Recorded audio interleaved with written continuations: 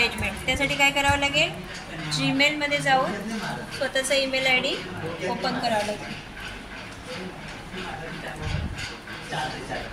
Email ID open केला. आता या ठिकाणी तुला आलेले जे ईमेल्स आहेत ते इनबॉक्समध्ये शो होत आहेत.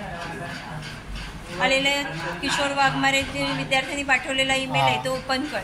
हां, ओपन केला. आता त्याच्यासोबत त्यांनी अटॅचमेंट या ठिकाणी पाठवलेली आहे. ती अटॅचमेंट तुला डाउनलोड करायची. ते डाउनलोडला ऑप्शनला जो ॲरो आहे त्या ॲरोला क्लिक कर. क्लिक केल्यानंतर राईट साईडला फाईल डाउनलोड होताना दिसेल. डाउनलोड झाली की ती ओपन होते. ठीक आहे.